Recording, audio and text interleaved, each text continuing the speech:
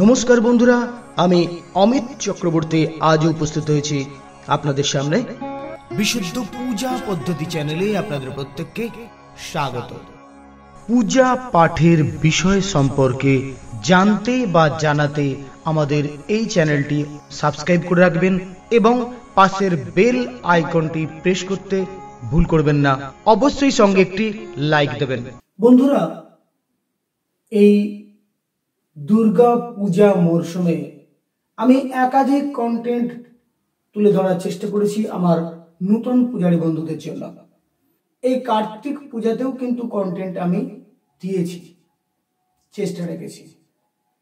তার মধ্যে সময়ের অভাবে যে বার্তাগুলো আমার গত বছর দিয়েছিলাম, এবারে পুনশ্চ কিন্তু পুজোর আগে দিয়ে ওঠা হয়নি।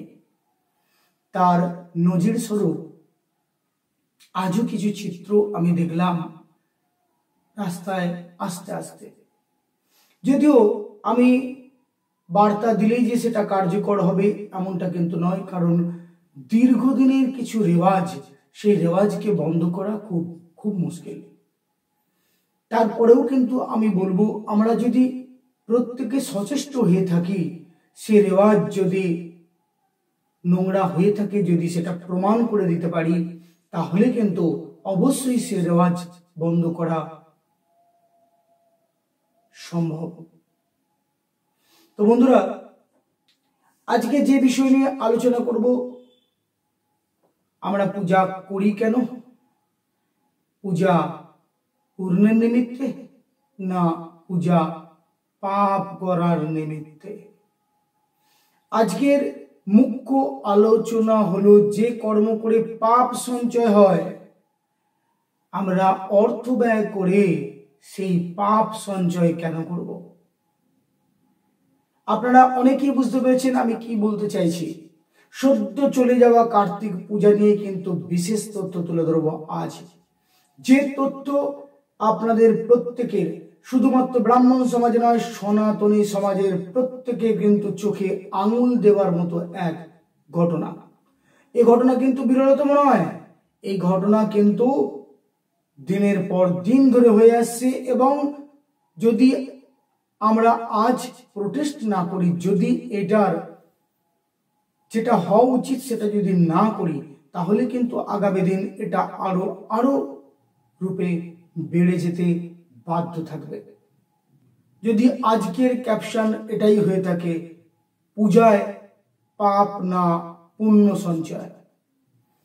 আমি কেন বলছি পূজায় পাপ না পুণ্য সঞ্চয়? বন্ধুরা, সদ্য হয়ে যাওয়া কার্তিক পূজার পর আমরা কেউ কিন্তু বলিনি বিসর্জন করবেন না বসিয়ে রেখে আসবেন, কারণ আমাদের ব্রাহ্মণদের মধ্যেই কিন্তু ঘাটতি রয়ে গিয়েছে।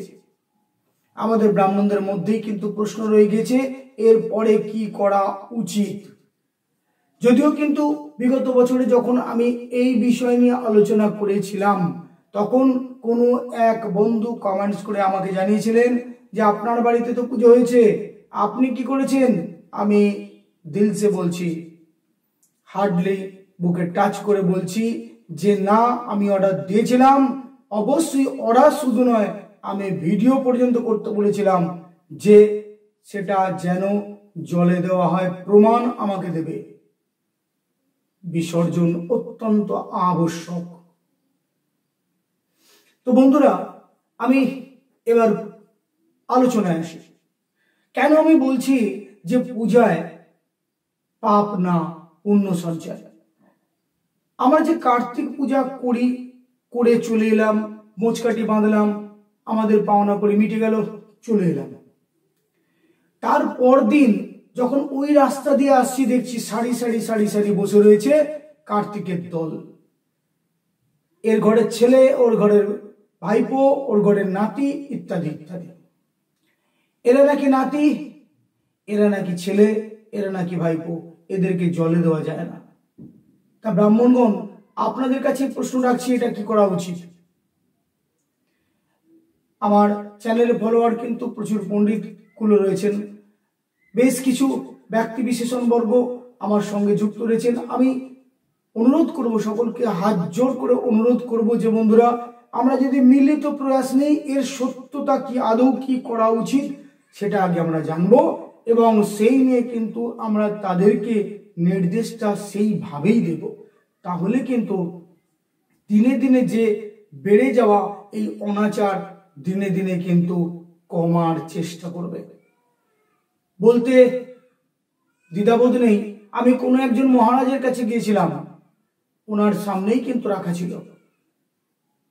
তাকে ডাকতে উনি এলেন।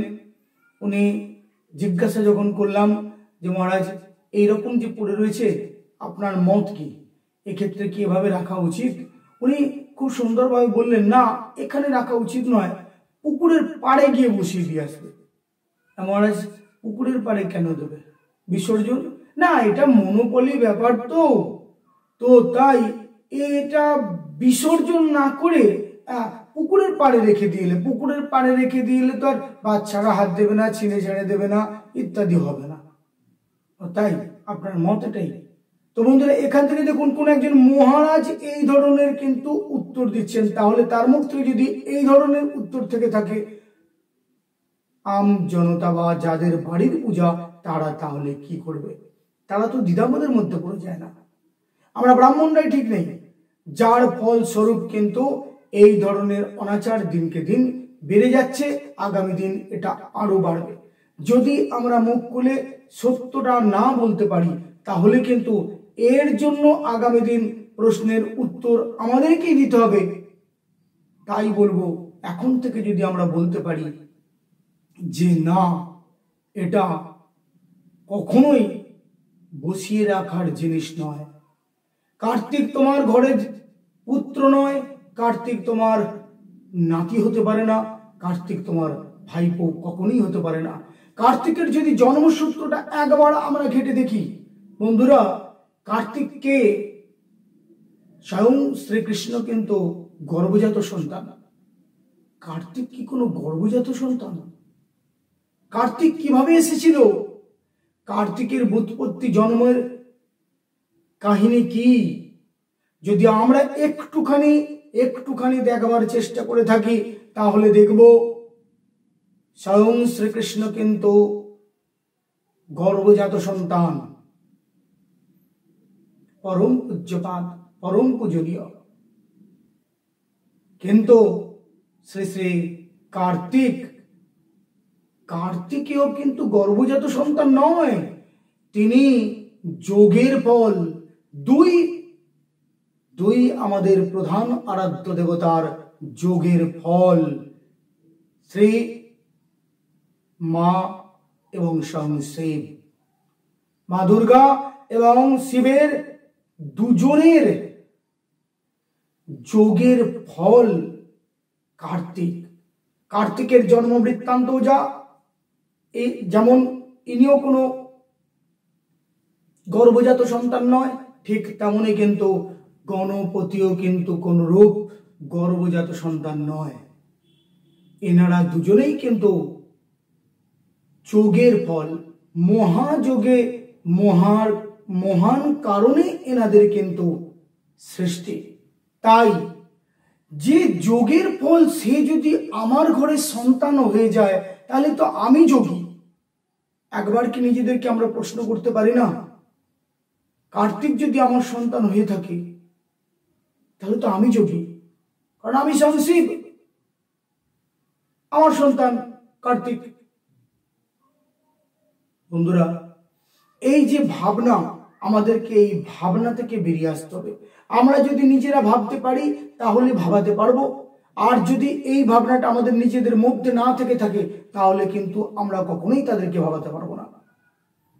1 নম্বর, আমরা যখন সুতো কেটে দিই, এই দুর্গাপূজায় প্রচুর টাকা খরচ হয়, কোটি কোটি টাকা ব্যয় করে মাকে আমরা নিয়ে এসে থাকি। সারা বাংলায় কয়েক কোটি টাকার লেনদেন হয়ে থাকে। আজকে বলি বাঙালির সনাতনীর সবচেয়ে বড় উৎসব দুর্গোৎসব, সেক্ষেত্রে কিন্তু আমরা এই তো মায়া করি না। খুব সদ্য চলে যাওয়া জগদ্ধাত্রী পূজা, সেক্ষেত্রেও তাই প্রচুর টাকা ব্যয়বহুল হয়, সেক্ষেত্রেও তো আমরা মায়া করি না। আমরা কিন্তু বিসর্জনই দিই জলে। তাই এই কার্তিকের জন্য কেন এই অনাচার হবে? আজকে ভাবুন একবারের জন্য, কার্তিককে যে বসানো রয়েছে, দুদিন পরে বাচ্চারা গিয়ে একের পর এক তাদের বস্ত্রগুলো খুলে খুলে নেবে, তার চুলগুলো উপড়ে দেবে, কার চোখকে কানা করে দেবে, কার গায়ে কাকে এসে মলত্যাগ করবে, কুকুরে এসে মূত্র বিসর্জন করে যাবে তাদের গায়ে। আপনার আরাধ্য দেবতা, আপনি যাকে সন্তান সম্মানেই পূজা করেছেন, আমি মেনে নিলাম, আপনাদের মতটাতেই আমি গেলাম যে আপনার সন্তান যদি এভাবে পড়ে থাকে আপনার কি ভালো লাগবে? এটা কি কখনো সম্ভব? আপনার যদি নিজ সন্তান এভাবে পড়ে থাকে, আপনার সন্তানের গা থেকে যখন একের পর এক ভূষণগুলো কেড়ে নেওয়া হবে, তারপর তাকে মূত্র বিসর্জন করা হবে, তারপর গায়ে থুতু দেওয়া হবে, পথচারী লোক যেতে যেতে খেয়াল করেনি সে থুতুটা দিয়ে চলে গেল, কিছু দূর গিয়ে দেখলো এই যা ভুল করে ফেলেছি, তো তখন তার কিছু করার নেই, সে তো থুতুটা ফেলেই দিয়ে চলে গেছে, তাই না? আপনার আরাধ্য দেবতার এই যে অবহেলা, এটা কেন আপনারা করবেন? এটা কেন আমরা করব? এক্ষেত্রে আমার ভিডিও যারা দেখছেন, আমার কন্টেন্ট যারা দেখছেন, আমি অনুরোধ করব, হাত জোর করে অনুরোধ করব, এবং আমাদের পণ্ডিত কুল সকলকে জানানোর চেষ্টা করব, বলার চেষ্টা করব, আগেও চেষ্টা করেছি, এখনো বলছি, আমি পরেও কিন্তু একই বক্তব্য তুলে ধরার চেষ্টা করব। আমার পরম আরাধ্য দেবতার আমরা এইভাবে অবহেলা হতে দেব না, আমরা দিতে পারি না। আপনাদের বিচারে যদি সন্তান সময় হয়ে থাকে, তাই সন্তানের এই ধরনের অবিচার, এই ধরনের অন্যায়, এটা কি কখনো মেনে নেওয়া যায়? এক। দুই, আমরা যে এটা প্রথম আপনাদের দৃষ্টিকোণ থেকে বললাম, দ্বিতীয় দৃষ্টিকোণ পণ্ডিত কুলদের বলবো। এবার আমরা যখন সুতো কেটে দিই, আমরা যখন বিসর্জন করি, তখন আমরা কি মন্ত্র উচ্চারণ করে থাকি? আবাহনং ন জানামি নৈব জানামি পূজনম, বিসর্জনং ন জানামি তৎকমস পরমেশ্বর। ওম উত্তর শিখর দেবী ব্রহ্মং পরবতবাসিনী, ব্রহ্ময়োনি সমুৎপন্নে গচ্ছং দেবী মমন্তরম, গচ্ছং দেব মমান্তরম।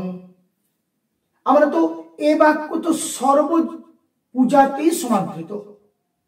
এ বাক্য যে বিসর্জনের বাক্য তো শুধু দুর্গা প্রতিমায় নয়, জগদ্ধাত্রী নয়, কালী নয়, সমস্ত দেবদেবীর ক্ষেত্রেই কিন্তু প্রযোজ্য, কার্তিকের ক্ষেত্রেও কিন্তু এটা প্রযোজ্য। তাহলে কার্তিকের জন্য আলাদা কেন নিয়ম হবে? এ কি কোনো পুস্তকে আমরা পেয়েছি ওকে বসিয়ে রেখে আসবেন? কোন পুস্তক ইনস্ট্রাকশন কি আজ পর্যন্ত দিয়ে থাকে? যদি কারোর কাছ থেকে নথি থাকে, অবশ্যই সেই নথি আপনারা জানাবেন তথ্য সহযোগে। আমি সেটাকেও কিন্তু ব্রডকাস্ট করার চেষ্টা করব, সেটাকেও আমি ভিডিওর আকারে ছাড়ার চেষ্টা করব। আমি তখন ক্ষমা প্রার্থী হব। এটা নেই, আপনারা কেউ কোথাও থেকে খুঁজে বের করতে পারবেন না, এটা হতে পারে না। এই কারণে হতে পারে না, আমরা জলে বিসর্জন কেন দিই?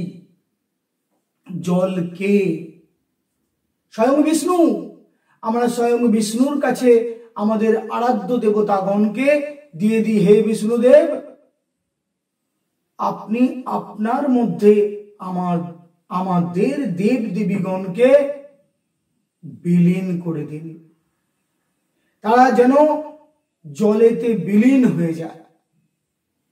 জল বিষ্ণু।